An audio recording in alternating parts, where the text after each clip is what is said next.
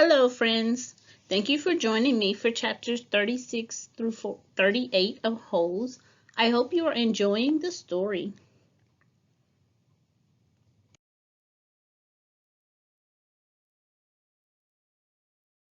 Chapter 36.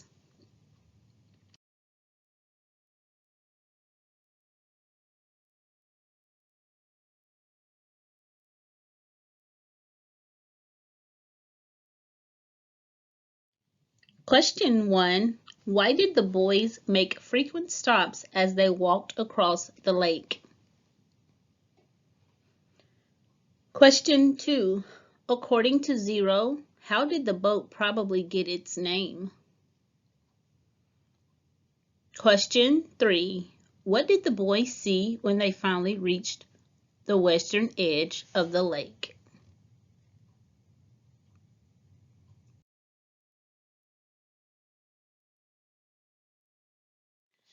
They put 4 of the unbroken jars in the burlap sack, in case they might be able to use them. Stanley carried the sack. Zero held the shovel. I should warn you, Stanley said. I'm not exactly the luckiest guy in the world. Zero wasn't worried. When you spend your whole life living in a hole, he said, the only way you can go is up. They gave each other the thumbs up sign, then headed out. It was the hottest part of the day. Stanley's empty canteen was still strapped around his neck. He thought back to the water truck and wished he'd at least stopped and filled his canteen before running off. They hadn't gone very far before Zero had another attack. He clutched his stomach as he let himself fall to the ground. Stanley could only wait for it to pass.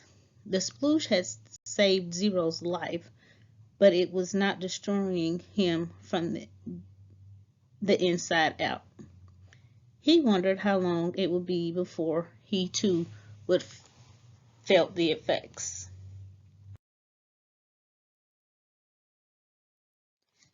He looked at Big Thumb.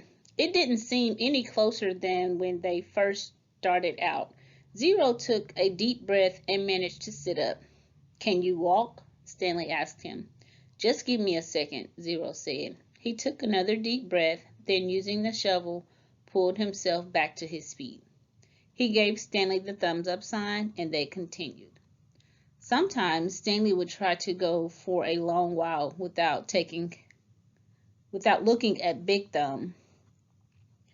He'd made a mental snapshot of how it looked, then wait maybe 10 minutes before looking at it again to see if it seemed closer. It never did. It was like chasing the moon. And if they ever reached it, he realized, then they'd still have to climb it. I wonder who she was, said Zero. Who? Mary Lou, said Zero. Stanley smiled. I guess she was once a real person on a real lake.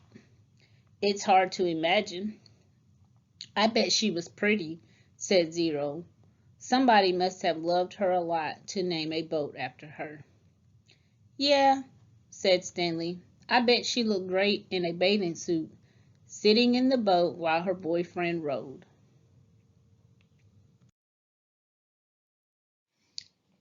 Zero used the shovel as a third leg. 2 legs weren't enough to keep him up. I got to stop and rest, he said after a while. Stanley looked at Big Thumb.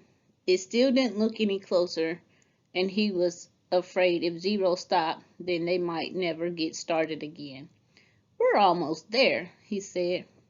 He wondered which was closer, Camp Green Lake or Big Thumb. I really have to sit down. Just see if you can go a little. Zero collapsed. The shovel stayed up a fraction of a second longer, perfectly balanced on the tip of the blade. Then it fell next to him. Zero knelt, bent over with his head on the ground. Stanley could hear a very low moaning sound coming from him. He looked at the shovel and couldn't help but think that he might need it to dig a grave, Zero's last hole. And who will dig a grave for me, he thought. But Zero did get up, once again, flashing thumbs up. Give me some words, he said weakly. It took Stanley a few seconds to realize what he meant. Then he smiled and said, R-U-N.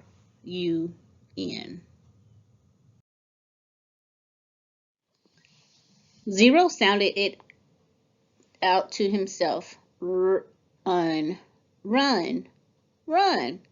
Good. F-U-N. Fun. The spelling seemed to help Zero. It gave him something to concentrate on besides his pain and weakness.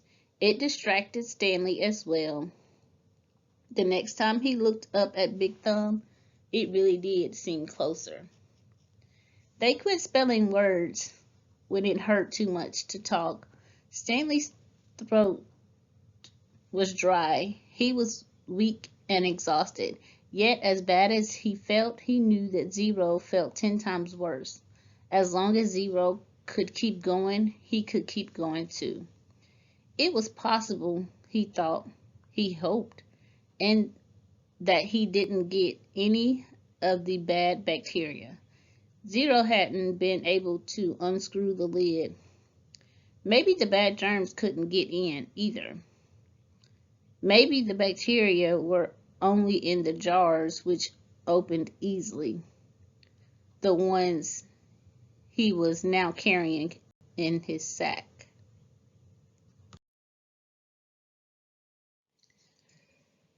What scared Stanley the most about dying wasn't his actual death. He figured he could handle the pain.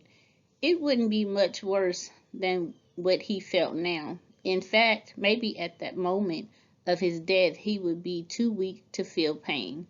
Death would be a relief. What worried him the most was the thought of his parents not knowing what happened to him, not knowing whether he was dead or alive. He hated to imagine what it would be like for his mother and father, day after day, month after month, not knowing, living on false hope. For him, at least it would be over. For his parents, the pain would never end. He wondered if the warden would send out a search party to look for him. It didn't seem likely. She didn't send anyone to look for Zero, but no one cared about Zero. They simply destroyed his files. But Stanley had a family. She couldn't pretend he was never there. He wondered what she would tell them and when. What do you think's up there? Zero asked. Stanley looked to the top of Big Thumb. Oh, probably an Italian restaurant, he said. Zero managed to laugh. I think I'll get a pepperoni pizza and a large root beer, Stanley said. I want an ice cream sundae, said Zero, with nuts and whipped cream and bananas and hot fudge. The sun was almost directly in front of them. The thumb pointed up toward it. They came to the end of the lake. Huge white stone cliffs rose up before them. Unlike the eastern shore, where Camp Green Lake was situated, the western shore did not slope down gradually. It was as if they had been walking across the flat bottom of a giant frying pan, and now they had to somehow climb up out of it. They could no longer see Big Thumb. The cliffs blocked their view. The cliffs also blocked out the sun. Zero groaned and clutched his stomach, but he remained standing. I'm all right, he whispered. Stanley saw a rut about 2 foot wide and 6 inches deep, running down a cliff. On either side of the rut were a series of ledges. Let's try there, he said. It looked to be about a 50-foot climb straight up. Stanley managed to hold the sack of jars in his left hand as he slowly moved up from ledge to ledge, crisscrossing the rut. At times he had to use the side of the rut for support in order to make it to the next ledge. Zero stayed with him somehow. His frail body trembled terribly as he climbed the stone wall. Some of the ledges were wide enough to sit on. Others stuck out no more than a few inches, just enough for a quick step. Stanley stopped about 2/3 of the way up on a fairly wide ledge. Zero came up alongside him. "You okay?" Stanley asked. Zero gave the thumbs up sign. Stanley did the same. He looked above him. He wasn't sure how he'd get to the next ledge. It was 3 or 4 feet above his head, and he didn't see any footholds. He was afraid to look down. "Give me a boost," said Zero. "Then I'll pull you up with the shovel." "You won't be able to pull me up," said Stanley. "Yes, I will," said Zero. Stanley cupped his hands together, and Zero stepped on his interwoven fingers. He was able to lift Zero high enough for him to grab the protruding slab of rock. Stanley continued to help him from below as Zero pulled himself onto the ledge. While Zero was getting himself situated up there, Stanley attached the sack to the shovel by poking a hole through the burlap. He held it up to Zero. Zero first grabbed hold of the sack, then the shovel. He set the shovel so that half the blade was supported by the rock slab. The wooden shaft hung down toward Stanley. "Okay," he said. Stanley doubted this would work. It was one thing for him to lift Zero, who was half his weight. It was quite another for Zero to try to pull him up. Stanley grabbed hold of the shovel as he climbed up the rock wall. Using the sides of the rut to help support him, his hands moved one over the other up the shaft of the shovel. He felt Zero's hands clasp his wrist. He let go of the shaft with one hand and grabbed the top of the ledge. He gathered his strength for a brief second, seemed to defy gravity as he took a quick step up the wall and with Zero's help. Pulled himself the rest of the way over the ledge. He caught his breath. There was no way he could have done that a few months ago. He noticed a large spot of blood on his wrist. It took him a moment to realize that it was Zero's blood. Zero had deep gashes in both hands. He had held onto the metal blade of the shovel, keeping it in place as Stanley climbed. Zero brought his hands to his mouth and sucked up his blood. One of the glass jars had broken in the sack. They decided to save the pieces they might need to make a knife or something. They rested briefly, then continued on up. It was a fairly easy climb the rest of the way. When they reached the flat ground, Stanley looked up to see the sun, a fiery ball balancing on top of Big Thumb. God was twirling like a basketball. Soon they were walking in the long, thin shadow of the thumb.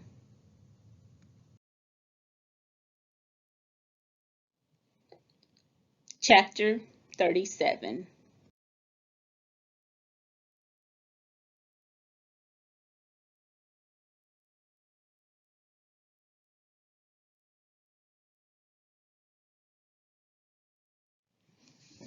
Question 1. Why was Stanley reluctant to stop and rest? Question 2. What conclusion did Stanley make after seeing all the weeds and bugs? Question 3. How does Zero make it to the final portion of the climb to the top? Question 4. What two important discoveries does Stanley make after tumbling into the gully?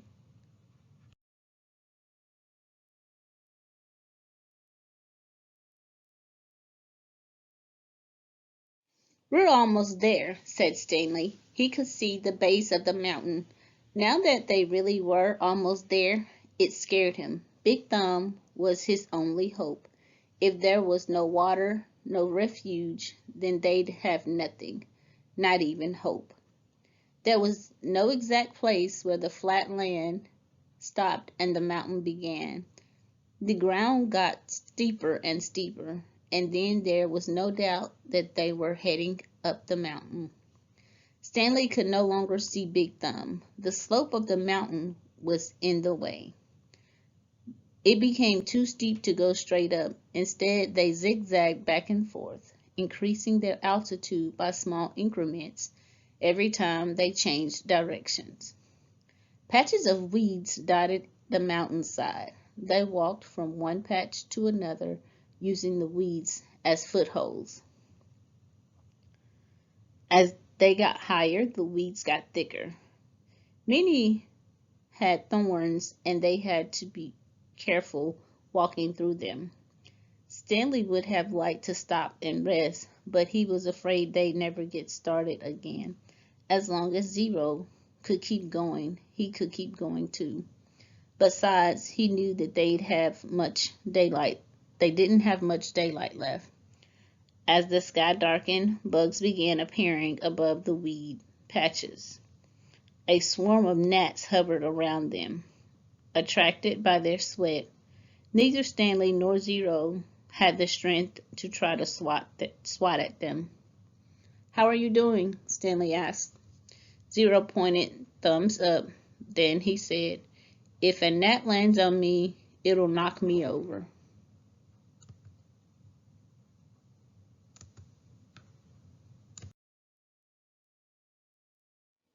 Stanley gave him some more words. B-U-G-S, he spelled. Zero concentrated hard, then said, "Boogs?" Stanley laughed.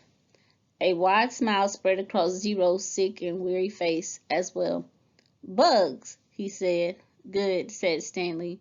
"Remember, it's a short U if there's no E at the end, okay?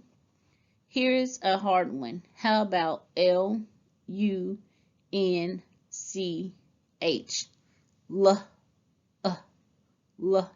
Un. Suddenly Zero made a horrible wrenching noise as he doubled over and grabbed his stomach. His frail body shook violently and he threw up, emptying his stomach of the sploosh.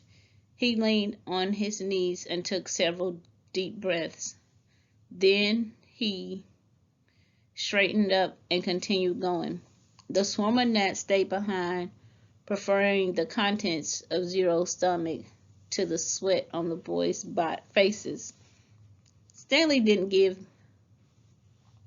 him many words, thinking that he needed to save his strength, but about 10 or 15 minutes later, Zero said, "Lunch." As they climbed higher, the patches of weeds grew thicker, and they had to be careful not to get their feet tangled in thorny vines. Stanley suddenly realized something. There hadn't been any weeds on the lake.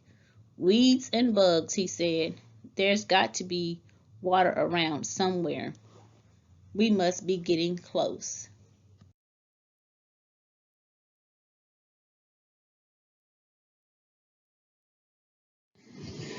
A wide clown-like smile spread across Zero's face. He flashed the thumbs-up sign, then fell. He didn't get up. Stanley bent over him. "Come on, Zero," he urged. "We're getting close. Come on, Hector." "Weeds and bugs, weeds and boogs." Stanley shook him. "I've already ordered your hot fudge sundae," he said. "They're making it right now." Zero said nothing.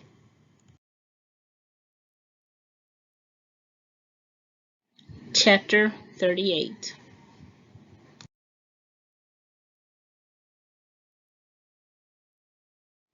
Stanley took hold of Zero's forearm and pulled him upright. Then he stooped down and let Zero fall over his right shoulder. He stood up, lifting Zero's worn-out body off the ground. He left the shovel and sack of jars behind as he continued up the mountain. Zero's legs dangled in front of him. Stanley couldn't see his feet, which made it difficult to walk through the tangled patches of weeds and vines. He concentrated on one step at a time, carefully raising and stepping down each foot. He thought only about each step and not the impossible task that lay before him. Higher and higher he climbed. His strength came from somewhere deep inside himself and also seemed to come from the outside as well. After focusing on Big Thumb for so long, it was as if the rock had absorbed his energy and now acted like a kind of giant magnet pulling him toward it. After a while, he became aware of a foul odor. At first he thought it came from Zero, but it seemed to be in the air, hanging heavy all around him. He also noticed that the ground wasn't as steep anymore. As the ground flattened, a huge stone precipice rose up ahead of him, just barely visible in the moonlight. It seemed to grow bigger in each step he took. It no longer resembled a thumb, and he knew he'd never be able to climb it. Around him, the smell became stronger. It was a bitter smell of despair. Even he could somehow climb Big Thumb, he knew he wouldn't find water. How could there be water at the top of a giant rock? The weeds and bugs survived only by an occasional rainstorm, like the one he had seen from camp. Still, he continued toward it. If nothing else, he wanted to at least reach the thumb. He never made it. His feet slipped out from under him. Zero's head knocked against the back of his shoulder, and he fell and tumbled into a small, muddy gully. As he lay face down in the muddy ditch, he didn't know if he'd ever get up again. He didn't know if he'd even try. He had come all this way just to... You need water to make mud. He crawled along the gully in the direction that seemed the muddiest. The ground became gloppier. The mud splashed up as he slapped the ground.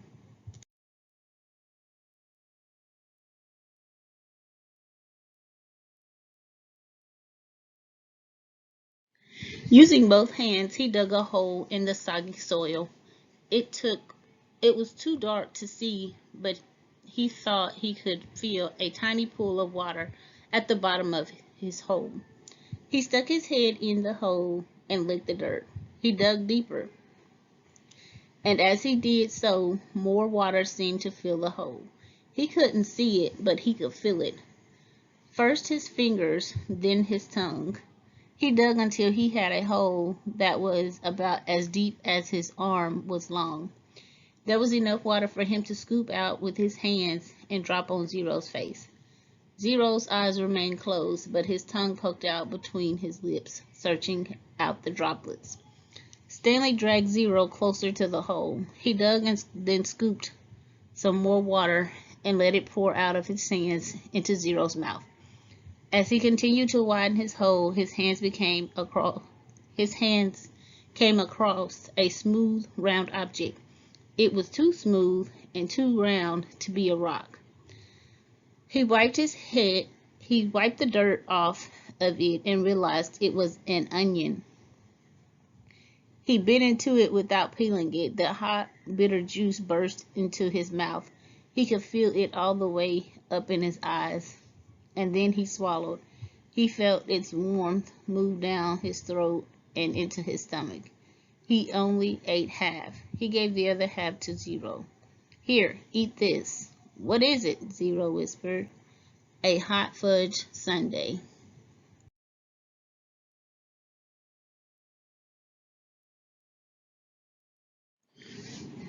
Hey friends, thanks again for joining me for chapters 36 through 38 of Holes. I hope you enjoyed it and come back again. Bye.